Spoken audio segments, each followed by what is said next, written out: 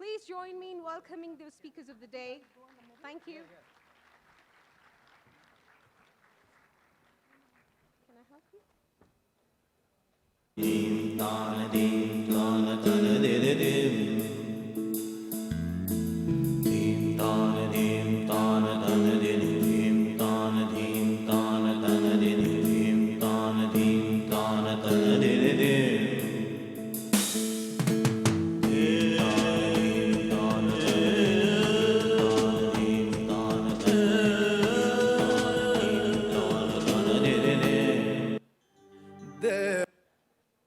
This session is sponsored by the MIT University, and the session before was also sponsored by MIT University. So let's start with the session.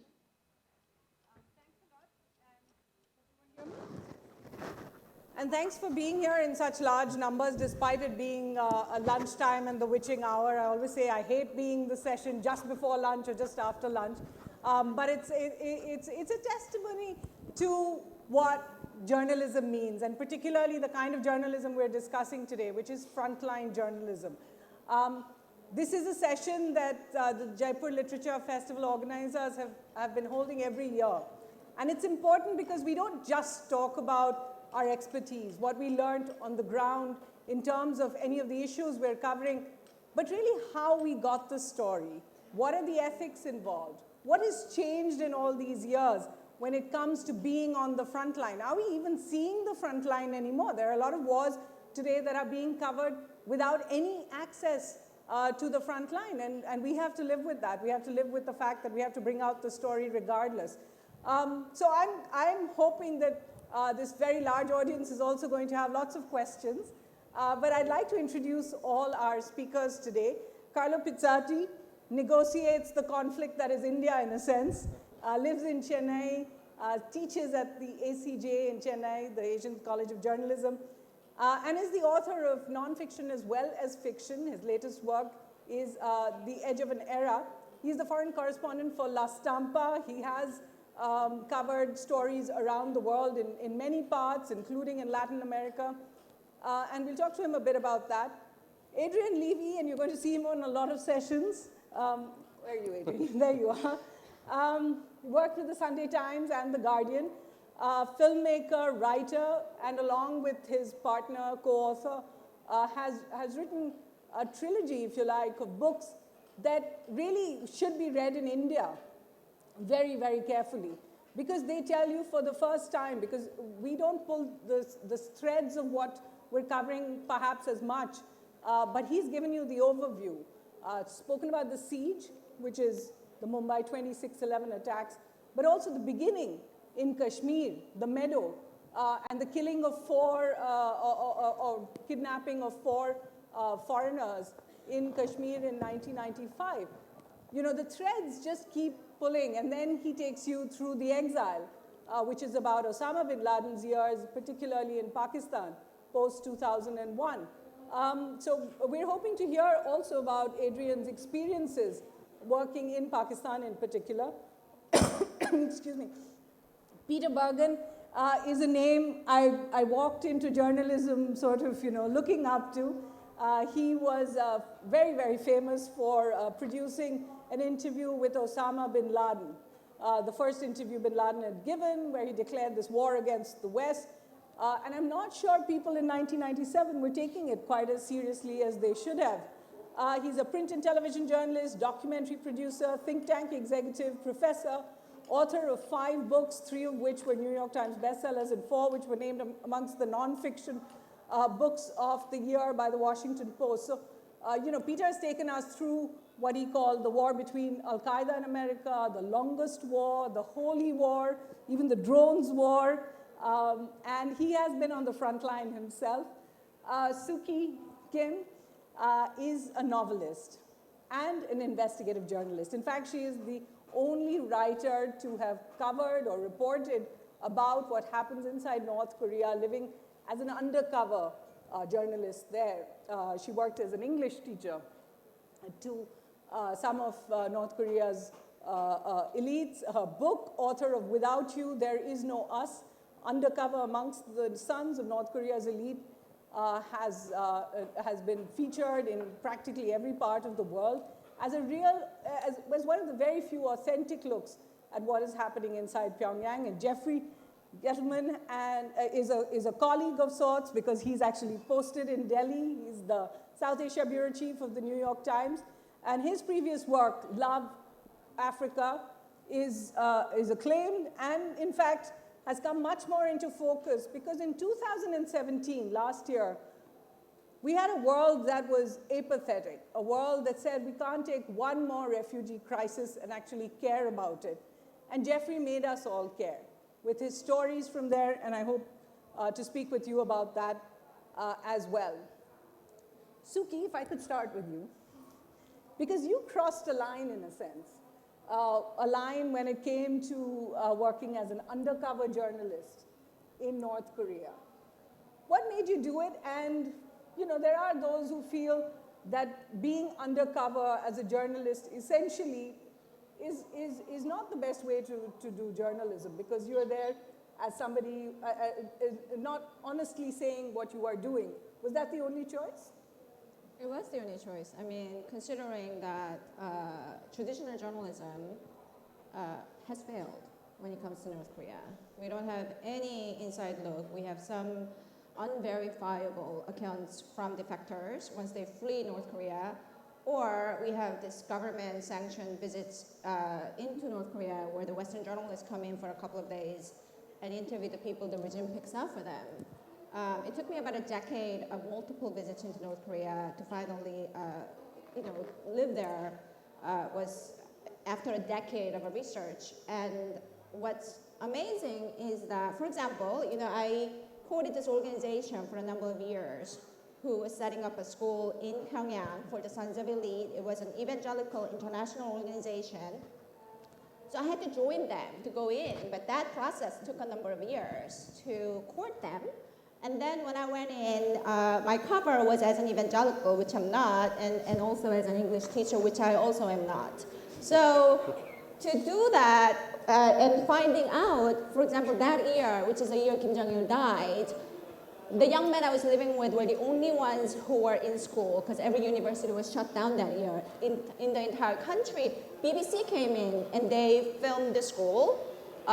They were there for a week or something, and I think they reported that, this is how North Koreans are. And that's actually just not true. North Koreans were actually, university students were in construction fields that year. And these Sons of Elite, 270 of them were the only ones in that country that were not in construction fields. So to pretend that this reporting delivers truth is a complete playing straight into North Korea's propaganda. So I guess my point about that whole ethics is that equation only works in a perfect world. Right. Some subjects, it's impossible, it's not perfect. So I wish there were a traditional way of covering North Korea, but if I did that, then I would be serving as a PR agent for Kim Jong-un regime, which I have no intention of doing. Do you think the decision is really not just, you spoke about this BBC team that came there. Sometimes it's about what access you get. But what access you get knowing that the North Korean regime had just handpicked these 3 people and say, why don't you interview them? And then you put that on a national TV that goes to the world, delivering a complete false idea of what North Korea is. And even if that is the only way that I could report North Korea, I'd rather not, because that's press release. Right. So isn't the whole point of journalism deliver truth? But what if that truth is just not possible in that setup? Then you have to find an alternative way to deliver what's really going on inside that country. Right. What struck you the most when you were there? I remember reading about a North Korean defector who said that, hope takes different meanings for different people. And for him, hope really meant that the next trash can he found would actually have some bread in it. Also, sometimes, being embedded in a culture takes a long time. You can't do a drive-by journalism where you go there for a couple of days and then you don't speak a word of their local language and you report the reality of that place. I think there's an arrogance to that kind of journalism, which just, it takes time to understand someone else's culture. Right. Adrian, you were speaking just about that, about Yeah, exactly that point, the yeah. definition of foreign correspondent. Yeah. And there's always this tussle. You know, Yeah, what yeah. Suki's talking about is you should have the time to learn the language, you should go into a country, you should understand what you're Yeah. being shown, also what you're not being shown. Yeah, it's a before bit of you a, it's a report. bit of a fig leaf, I think, the term foreign correspondent, for many, many reasons. To start with, all of these complex storytellings, jobs, narratives, reportings are collaborations.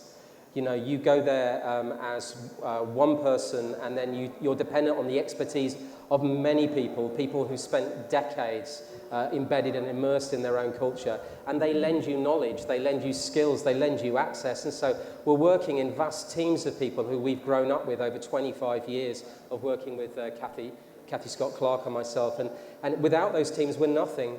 We just are the spokespeople for helping to form those narratives and ideas, and they're the people who guide us, they're the people who give us a sense. But I wanted to pick up on another two aspects of what you said.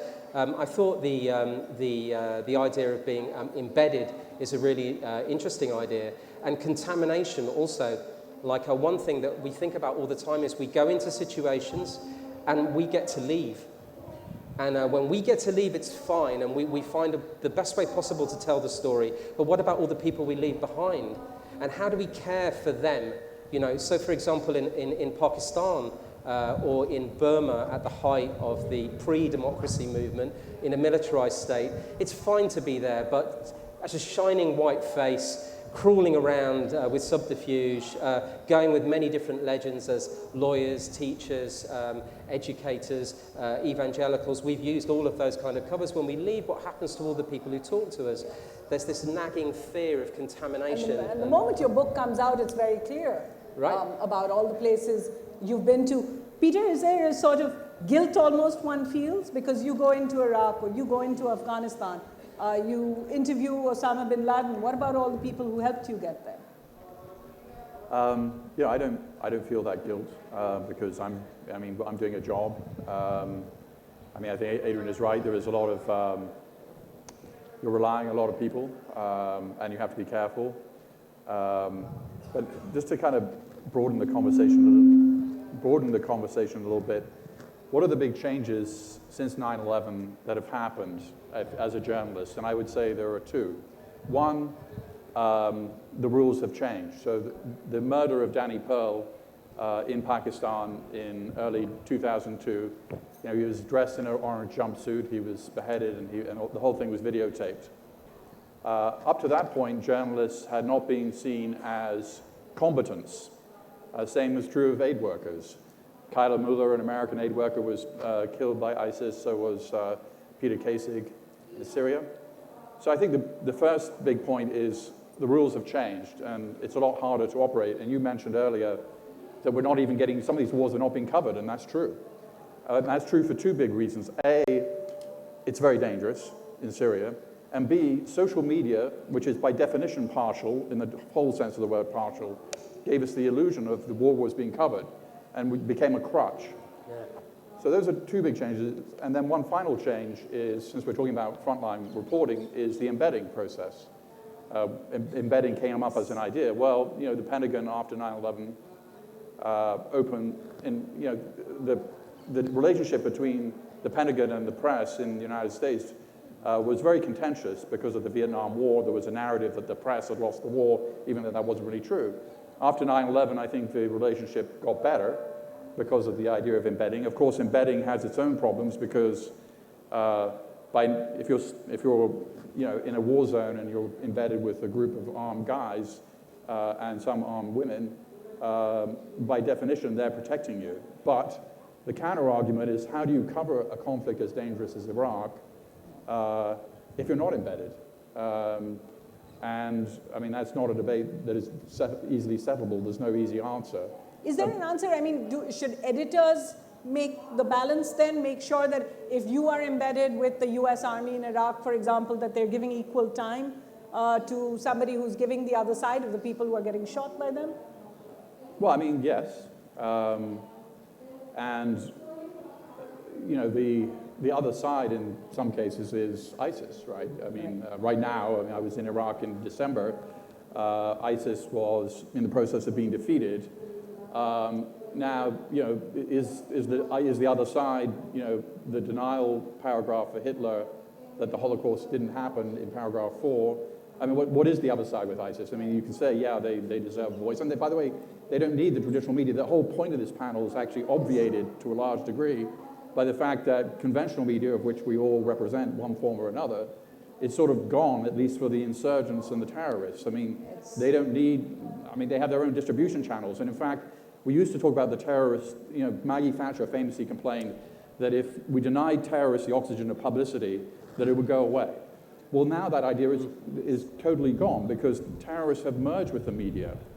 They are their own media. We had a guy who, inspired by ISIS, who committed a murder of a French policeman on Facebook Live. So these old discussions are kind of dated. And in fact, to add to that, in 1997, Osama bin Laden needed CNN and Peter Bergen in particular to come and do this interview. Whereas maybe today he would not have. Conversely, I have to ask you, because we haven't seen that kind of thing happen in the last 10 years, is the idea of interviewing a terrorist no longer something any journalist would do? Well, it depends which terrorists we're talking about. I mean, obviously, interviewing people in Al-Qaeda as a Westerner would be a crazy idea, and ISIS as well. But as you sort of imply, bin Laden wouldn't need this method. I mean, if you think about 1997 when we interviewed bin Laden, CNN was the social media of the day. It was the most cutting-edge technology. Terrorists always use the most cutting-edge technology. They tend to be, the leaders of these groups tend to be well-educated. So, it was conventional TV in the 70s during the Munich Olympics. It was cable TV in the 90s for bin Laden. It was broadband video for Abu Musab al-Zakari in Iraq in the 2005 period. And now it's social media. And by the way, the next phase will be something that we don't completely anticipate, but you could easily imagine a virtual training camp that was accessed through social media. That is not a sort of science fiction idea. So there will be something else that will replace the social media as the cutting edge technology they use to get their message out. I do want to come back to the social media question because that is the big change in the last few years. And yet, despite social media, we saw what is now in some places being discussed as a genocide. Certainly an ethnic cleansing of sorts and a massacre in Myanmar last year. At the time the reports began to come out, it seemed as if everyone was in, what is the word? Everyone had overdosed on empathy. Everyone was not able to take any more stories that would actually change them. Jeffrey went to cover the Rohingyas as they came into Bangladesh. In a piece he wrote subsequently, and I'll let him tell you about the story itself that caused this piece to be written. He said, I've covered genocide in Sudan and children being blown apart in Iraq. I've been dispatched to earthquakes, hurricanes, civil wars, international wars, insurgencies, and famines. As foreign correspondents, this is what we do. Rush into the world's biggest disasters. In 20 years of doing this, I've become a specialist in despair. And yet, when he finished this assignment, he called his wife and said, this is the worst interview I have ever done. Why was that? And tell us about the interview. Wow. This was like very sad material, and I feel a little bad sort of bringing everybody down. I went to the border of Myanmar and Bangladesh about a month after this violence had broken out. And as journalists, I was there late. I got there too late in many ways. There have been many stories about what had happened, and I felt like I had to find an individual story that would bring this tragedy home and make people care. And I like to think, like you said, we've overdosed on empathy. I like to think that as journalists, we're in the empathy generation business. Like that's a big part of our job, is to generate empathy. Even if it's a drier topic, we want to get people to care about it. If you're covering some diplomatic issue, you want to write it in a way that people sort of wake up and pay attention. And if you're doing human interest reporting like a lot of us do, you want people to identify and relate and open their hearts a little bit. So I did something that was very sort of formulaic. I found one young woman who had experienced hell from the Myanmar army and had been raped, and her child had been killed in front of her, and her family members were slaughtered in front of her. And I told one story about her. They threw her baby in the fire, is what the... Yeah, she was holding a little infant in her arms, and these soldiers ripped the infant out of her arms and threw him into a fire. And, you know, just absorbing these stories it's really difficult personally to be the vessel and the messenger of things like that, because there's just nothing worse. As a father, as a human being, as a parent, it just stopped me. And I felt, and I did a second piece about the experience of writing about this. And that story was successful in many ways. Like, it got people to pay attention. We put it on our homepage. Like, it got passed around. I felt good about that later. But at the time, I felt really helpless. Like, as a journalist, our role is just to take this information and then walk away. Like, we're not there to be aid workers. We're not there to be advocates. We're not there to be activists. Like, that's not our role. Everybody has their role. There's other people who should be banging on doors saying, you know, we need to put sanctions on the Myanmar government. Or somebody else that's there to say, we need to give this woman aid and help and counseling and food. That's not our role. Our role in many ways is a parasitic role with a higher purpose, which is to take this information, you know, as best we can and treat people with dignity and be sensitive in the moment for a higher purpose, which is to expose injustice and try to catalyze change.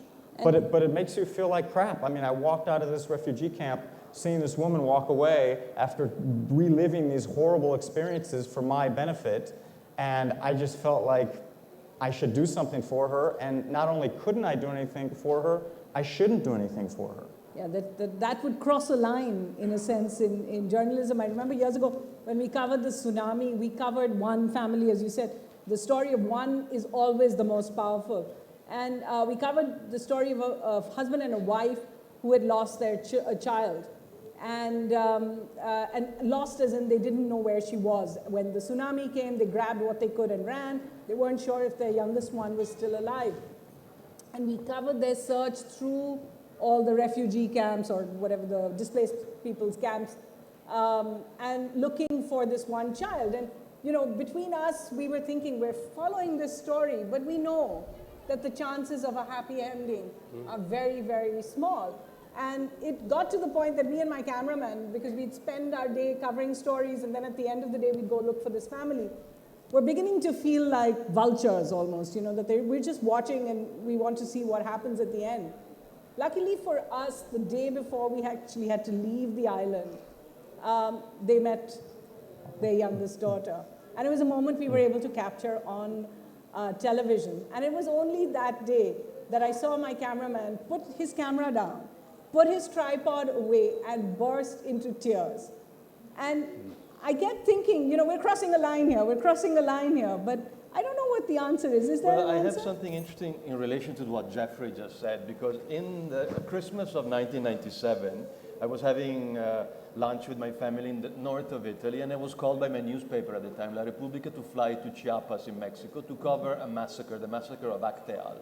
And I was similarly talking to a family, a sister of a girl who was pregnant and who the paramilitary group attacked their village and ripped out from the womb the fetus and threw it in the bushes, right? And so the horror stories that I heard in 97 is reflected by the horror story that you hear in 2017. So the question now, to put everything into perspective again, is how do we keep making meaning out of this? How do we keep, after the beheading of Daniel Pearl and after the fact that in Venezuela the insurgent against Maduro is there Instagramming his attack, and how much have we become insensitive to that, and how difficult is the job of keeping some beauty in the truth? Unfortunately, I come from a very bad school of journalism, which is the Italian School of Journalism, and we believe that beauty is more important than truth. So I learned from very bad teachers to give precedence to beauty. I'll just give you a brief example so that we lighten up this very dark moment. When I was sent to Latin America, my editor-in-chief of La Repubblica actually said, you know Vittorio, the correspondent in New York, if you take a plane and you go to America, you see right away that that's not the America that Vittorio writes about. Vittorio writes about the America that we imagine, that we listen in the blues song, the Hollywood. This is what our readers want to read, the American that is magic realism America. So you go to Latin America and you go to the tomb, the grave of the last fighter of Sendero Luminoso, and you imagine that you have a conversation with the ghost, and you tell the story of Latin America through these fantastic tales. I said, of course, yes, I'll do it, and I never did it. And that's why, of course, I got shot at in the border of Guatemala and Mexico, going undercover with the police in bulletproof vests, and I was arrested by the Secret Service in Colombia because I interviewed the spokesperson of the Fuerzas Armadas Revolucionarias Colombianas, the Maoist guerrilla, and because America ruined me, basically, because I was a stringer for the Associated Press. I was trained by the BBC to be a stringer for Public Radio International. That I had a bad idea of getting a master's in journalism at Columbia University and became an Ivy Leaguer. And that said that the people should know the truth. And now you're infecting your students with this. And that's why I got shot at. Because if I'd been the wise Italian reporter, I would have stayed where usually the Italian correspondents stay, which is in the bar of the hotel in Kosovo.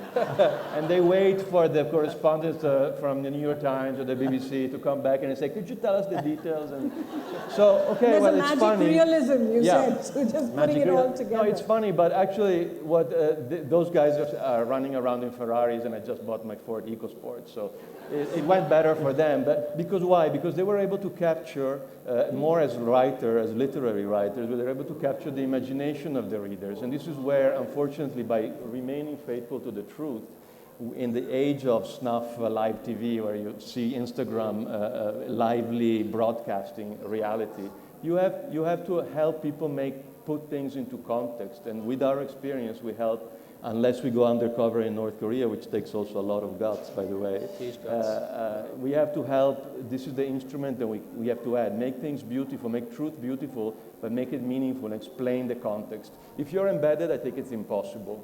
So unfortunately, that's a lost battle because you are inevitably engaged emotionally with the people who are protecting you.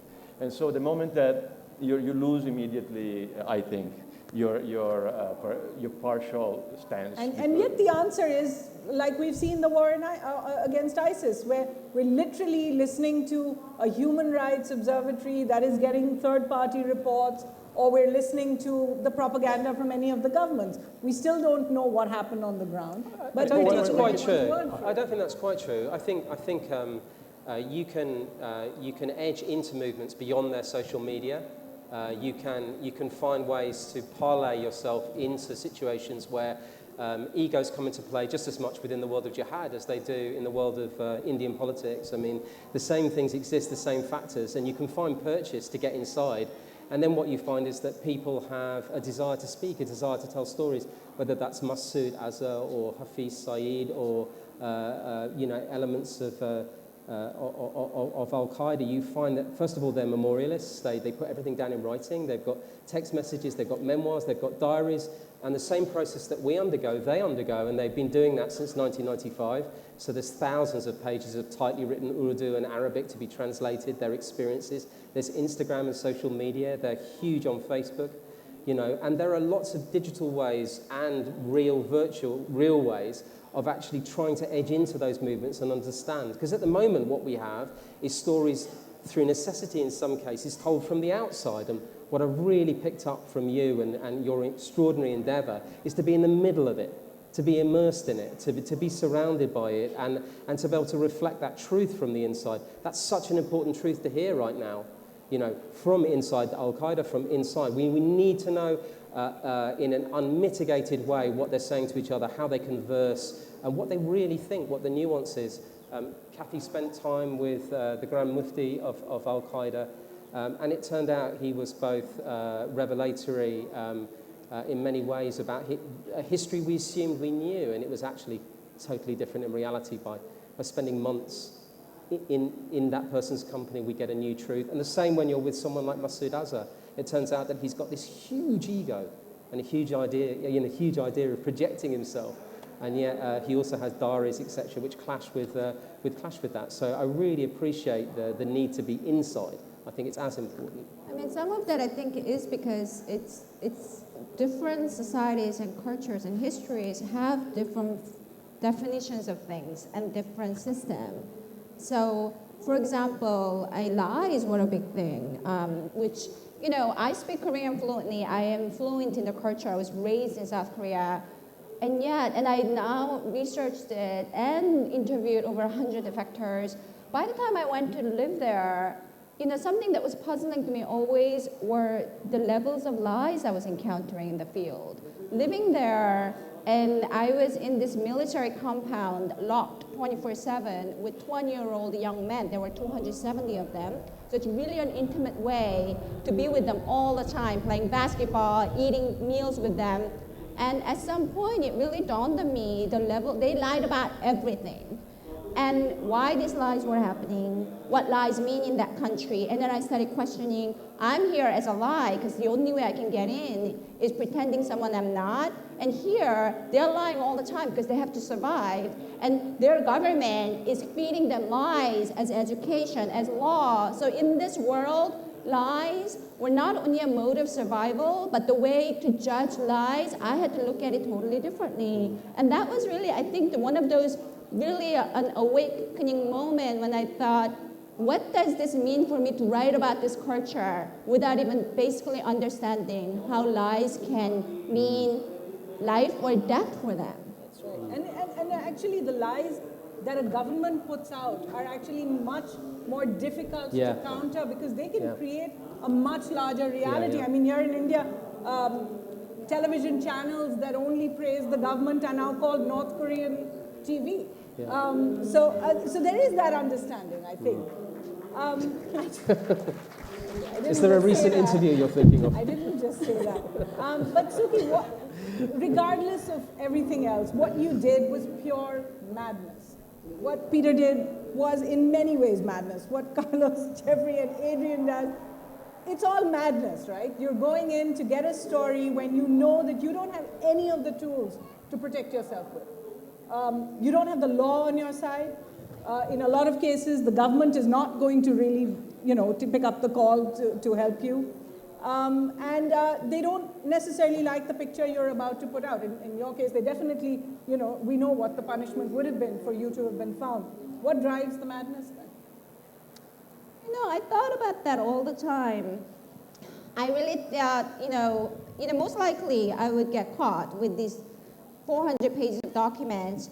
And I thought, what are the scenarios? And I thought, well, the fact that I'm actually South Korean looking is not very helpful. Because I thought if I were like a blonde white girl, then America would come and get me. But the fact that I'm Korean, does it look like they probably don't even know the difference between North Korea and South Korea. And that actually even turned out to be true when the book came out. People thought I just went home to Pyongyang. I live in Manhattan. And I think that knowing that it was almost hopeless, because, ultimately it was about how important was this. When I began researching in 2002, no one cared about North Korea. When I was interviewing defectors, people, you couldn't even publish those materials because no one really, now somehow everybody wants to know about North Korea. So I think that it was, for a decade until I finally ended up living there. It was my 5th time in North Korea when I managed. It was just obsession where the further and further and further I went in, it was so desperate, and I felt like if I don't get this story out in the world, it gets buried in there. And how horrifying is that? Generations, 70 years of injustice, people dying in there, screaming for help, and no journalism has made that story to come out into the world. It never will, it became a huge responsibility. That's a very good way of putting it. So I do have to come to you, Adrian, with that. We touched upon it a little before. So there's the madness of all the foreign correspondents who go into countries. They don't even know what they're getting into a lot of the times. And then there's the absolute madness of the reporter inside a country who battles the daily fear of being picked up by terrorists or the intelligence services or, parts of the government itself, or somebody else trying to score a point against the government. There was the case of Salim Shehzad, somebody you have worked with. Tell us a bit about that what you see in local journalism, and do you think eventually it doesn't matter whether you're the foreign correspondent in a country or whether you're the local journalist who lives with that danger every day? Oh, there's so many things to unpack there. I mean, for a start, it's a really bad time being a journalist, you know, not asking for pity or money. But you know, if you... It's the best of times, too. It's also the best of times. Because the best journalism will come out of I this. absolutely couldn't do anything else, mainly because I couldn't do anything else. But also, I wouldn't want to do anything else. There's so much privilege involved in accessing information that's real history.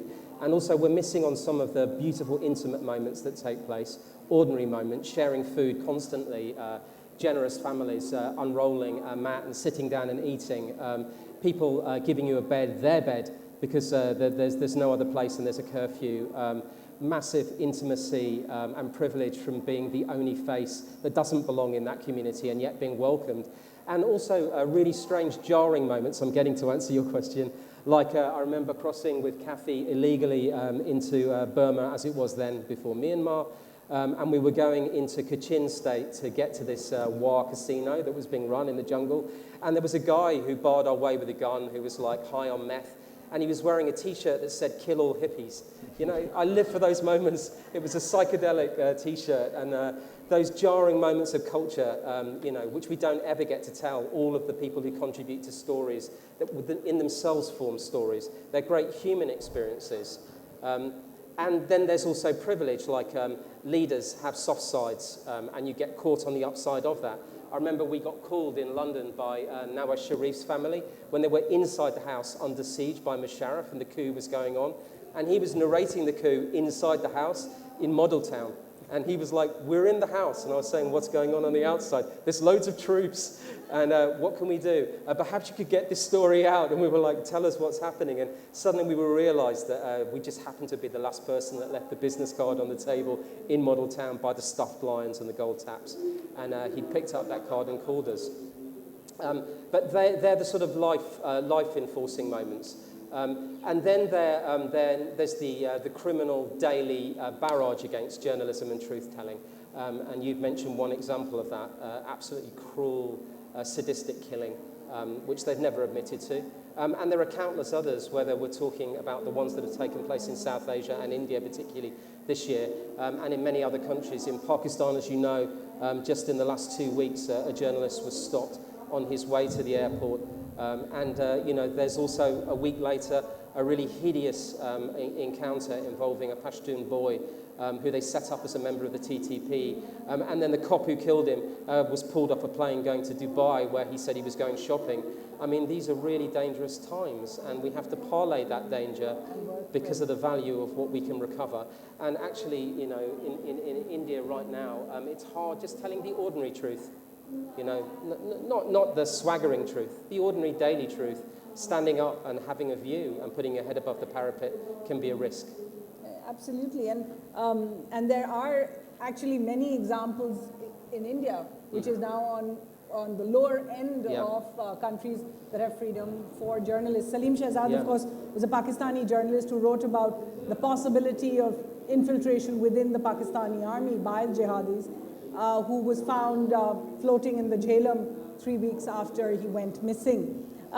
Peter, your book on American jihadis seems to put a new face to what is happening around the world. It's no longer about a foreign correspondent going into a country, and the foreign often becomes another word for Western, going into another country, covering the conflict there, covering the jihadis there, or covering the guerrillas there, the insurgents there, and coming out. But about a kind of globalized terror which lives in cities around the world. Has that changed the kind of journalism that people do? Yeah, I mean, the kind of distinction between international and domestic terrorism doesn't really exist in an era where 7,000 Westerners went to fight with ISIS and 40,000 other Muslims from around the world went to fight with ISIS, and that was all, in the American case, it was entirely generated by social media. There was no in-person recruitment, there was no radical cleric, there was no radical mosque. These people were all radicalized on the internet. But I wanted to pick up on something that Adrian said. So when I was reporting on this book, the families had suffered a double tragedy. Their son or daughter in some cases had been hijacked by this ideology and no longer would really deal with them. And then they'd either gone to Syria or tried to, or they were in jail. And so how you talk to people who have gone through a double tragedy, I mean, they don't want to re-experience that. Picking up what Jeffrey said, very traumatic and how do you persuade people? And you're asking them to do things that, in many ways, you probably wouldn't do yourself, which is to talk about something that is very difficult. And so part of our job is to elicit this from people, and it's not, it's tough. But I completely agree with what Adrian said, which is, even in a group like Al-Qaeda, I do a book called The Osama bin Laden I Know. And I interviewed, the standard to be in the book was you had to actually know bin Laden and have dealt with him, either as an acquaintance or a friend or a business colleague or a jihadist or fought with him during the Afghan war. And surprisingly, and this is the point I want to try and make, is a lot of us on this panel have something called time. And time is very powerful because if you're working for the New York Times and on a deadline, you have to get a story, and the luxury of time allows people to make a very difficult decision, which is to talk to a reporter. And that can take a year, or it can take 18 months, and it's a process because ultimately, what is really in it for them? We in the United States media do not pay people for interviews. There isn't really much in it for them if you look at it objectively. So it's about trying to elicit their story and also tell it in a fair way. And that is not an easy choice, but that is basically what we're trying to do. And Jeffrey used the word empathy. Yeah, we have to be empathetic, including with people that we don't particularly like. And empathy is not sympathy. Empathy is different from sympathy. Empathy is that this other person has a point of view that I may entirely disagree with, Osama bin Laden, but I actually want to find out why he has that point of view. And that's there's a very complicated answer to that question. He wasn't an insane madman. He wasn't an irrational. He actually went to one of the best high schools and universities in Saudi Arabia, comes from one of the richest families in the world. So why is it that he turned against the United States and conducted the largest mass murder in American history? That's a puzzle, and we're in the business of trying to solve puzzles. And one of the other things is often we don't really solve them. I mean, what Suki was saying about the lies, that's a big puzzle. And actually, with really big puzzles, there may not be a very good answer, because why do perfectly normal people lie about everything, as your book demonstrates, right? Or lie to themselves and lie to everybody else? That's a deep point, and these are questions that you only have a little time to sort of deal with because you're dealing with the rest of your work as a journalist. We could continue this conversation, but I do want to ask Jeffrey about that time in Iraq that you had written something about. Would you read that for us before I go to questions from the audience? Sure. I've never been in a place where so many people actually read books, so let me take advantage of that. I was embedded, and we could talk a lot about the in-bed idea, but the reality is in a conflict, an active conflict with bullets flying and people shooting at each other and fighting a war, you have to be, you can't stand in the middle. There is no middle. You have to go in with one side or the other. And it really questions the whole idea of neutrality, because you're going to go into a conflict to show what's happening from one side or the other. So in Iraq in 2004, I spent a fair bit of time doing different embeds with US troops. And there are huge compromises you make because these guys are protecting you. In many cases, they're saving your life. And then if they do something that's unethical or worse, how do you handle that? And so I just have a short passage that I'll read. Our convoy of trucks rolled through an agricultural area of orange groves and small houses. We had been persuaded to return to the scene of our kidnapping, a town called Karma, of all things. And every stretch of Karma, the insurgents made the grievous mistake of squeezing off a poorly chosen pot shot to ambush us. The Marines leaped to their feet, raised their M16s to their cheeks, and lit up everything in sight, right down to one white-bearded man driving an ancient pickup who failed to understand the obscure hand signals American Marines use to mean stop. I watched the Marines open up on him, leaving him slumped over the steering wheel, a constellation of white stars on the windshield. Killing him was totally optional, and they shot him full of holes. That old man was the war, an inexorable road pulling him toward us, all those rifles raising in one smooth motion, the spat-out copper casings hitting the back of my hands, the pungent gunpowder on the tip of my tongue, the smell of split-open oranges. As I looked back, plumes of black smoke boiled up from the bulrushes, wattle houses burned, and cattle lay on their sides. It looked like a biblical landscape, and we were the 11th plague. Thank you. And that's just in a nutshell, and you can see in the sort of almost debate that was happening on the stage here, the kind of choices that journalists have to make. Would you like to just, with a show of hands, tell me where the questions are, and I'll try to come to each of you? Do you want to start with the lady in the front? And we'll try and take a few, but please have questions, and if possible, specifically to one of the panelists. Good afternoon. My name is Cathy, and my question to the panelists. Do you think the corporatization of media, where big money controls major publication today, and with the whole political interference, is impacting the quality of the investigative journalism? And how as journalists today, we stick and abide by the ethics of our field? All right. There's a gentleman just behind you. Can someone please spare a thought for the doctor who lies in jail for doing the test on Bin Laden? Why is something not being done about that? Well, fair point. We'll get Adrian to talk about what's happened with him as well. Back in there, do you want to just take their, we'll take 2 or 3 more, and there's a lady right there with her hand up. Yeah. When you have to choose between truth and compassion, given that you are embedded, what do you choose? All right. Just behind you, go ahead. I've also often faced this question when people ask me that I will tell you my story, but what change will you bring for me? So that I feel very helpless when I face that. That's a very honest question, actually. And one last one. Behind you, the lady in pink is. I have a question for Suki. You mentioned yesterday that you stored data on your body, literally, like you had a necklace with pen drives in it, and then you saved a lot of your information on SD cards. But given the way things work in North Korea, didn't they frisk you or scan things that were on you when you left the country? And secondly, how has that country responded to a book like this? All right.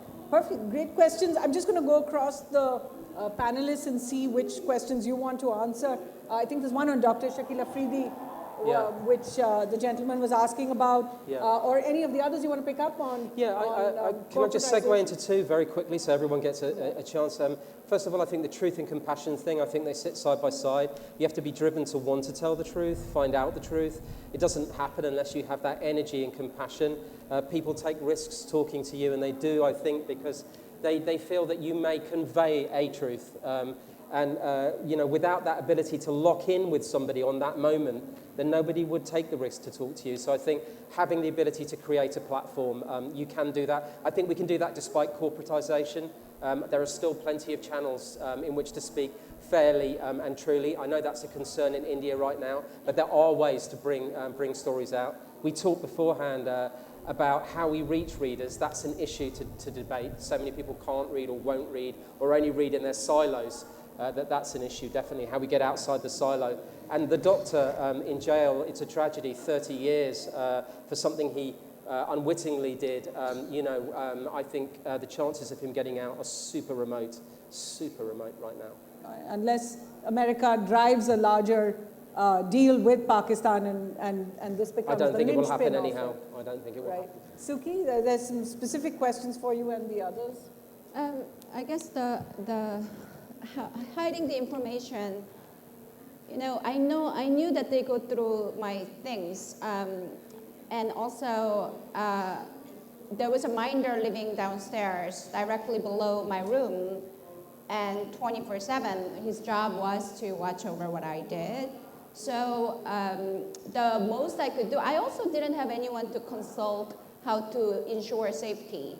Because, the reason I pulled off the whole thing was because I was like a lone wolf, really. I was not a correspondent with a newspaper. Then there was no way I could have gotten away with what I was doing. What that meant was I did have a book contract. If you know anything about the book publishing industry, editors literally had nothing to do with it. I just had to keep the finished manuscript. So I just thought the simplest way, which was saving the information, smallest USB, if they went through that, like through scanner, that was beyond I could do. I did create a document within a document, so it looked like a school lesson, and the real book began like page 100. And beyond that, I did think all the time. And then when they found it on my body, and then they read it, then that was the risk. I mean, what can I do? But I think the way to, and I mean, also the reaction after that, I mean, that was the sort of least of the problem. Of course they threatened, but once out of the country, the risk factor of being inside was so frightening that, you know, that was just almost secondary. I knew the book would anger everyone. Jeffrey, do you want to have a stab at the how will somebody speaking to you help their lives? Sure. I think there's like a natural instinct for many people to, it's like if you ever get lost and you stop on the street to ask somebody directions, there's often, you know, many people that are eager to, you know, stop and give you a little of their time to tell you how to get from, you know, A to B. That instinct is what we you know, trade off of. A woman wrote a book about journalists years ago that said all journalists prey off of three things: vanity, ignorance, or loneliness.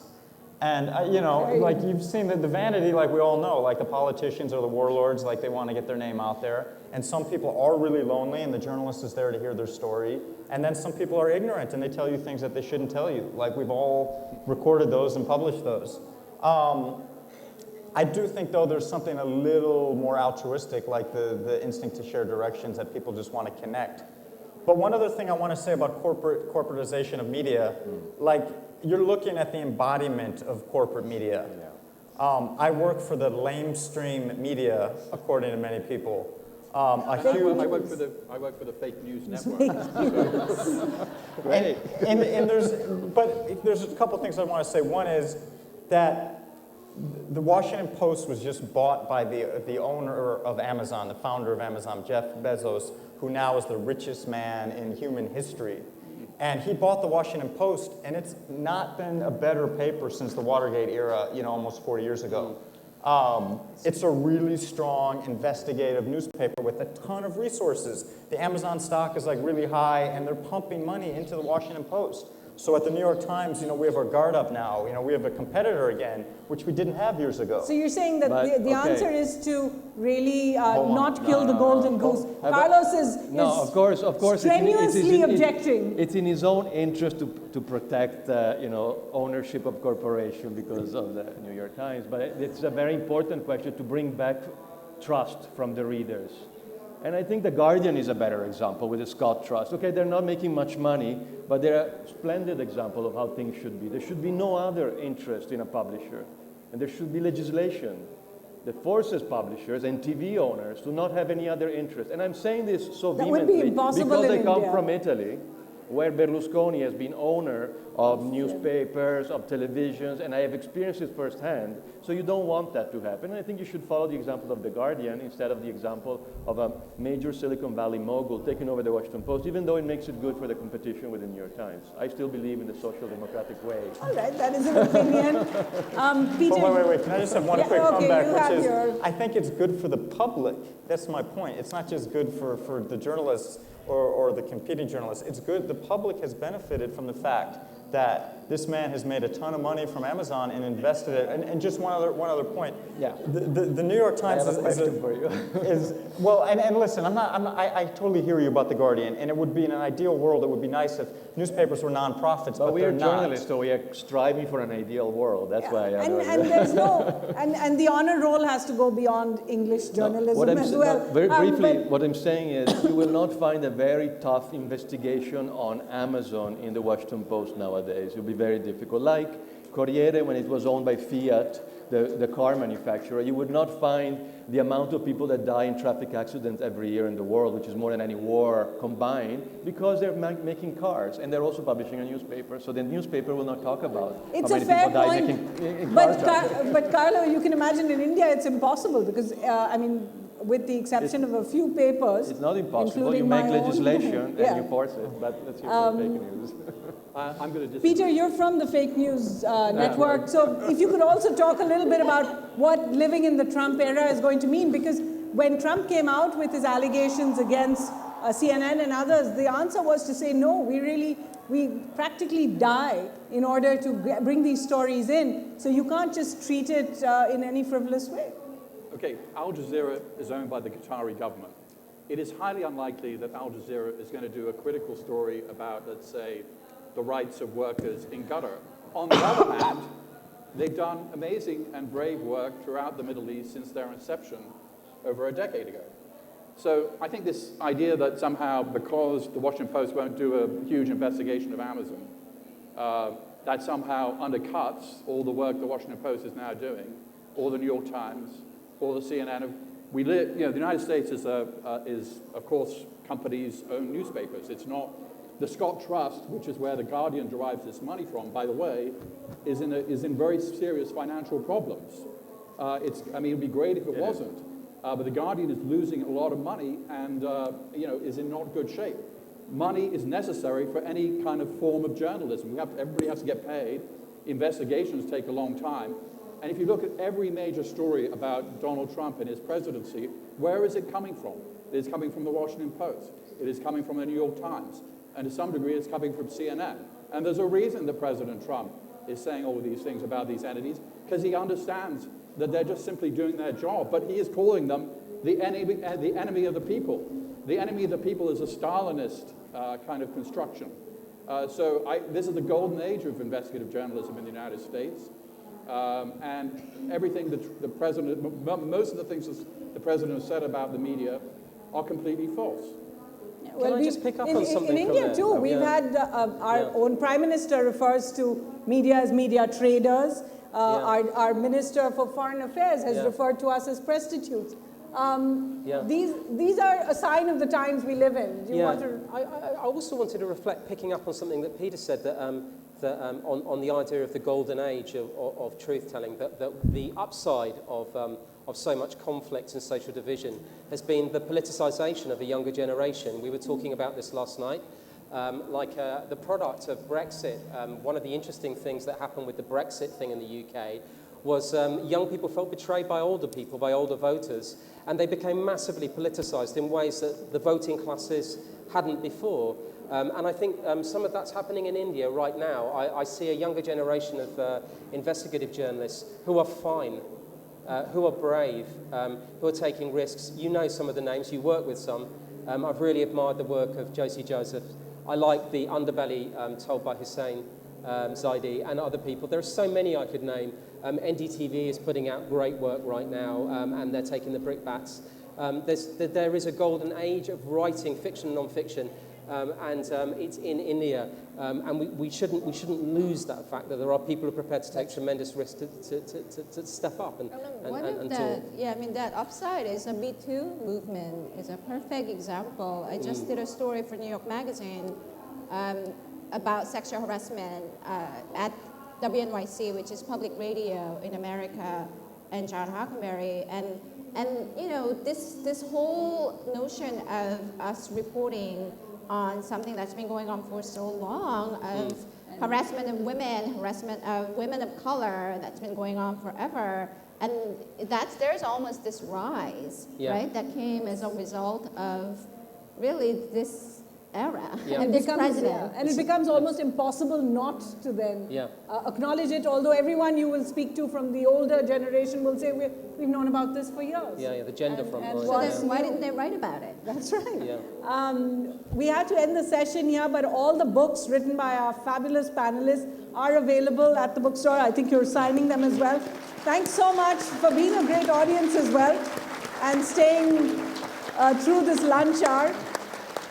And we hope to see you on some of the other sessions as well. Thank you.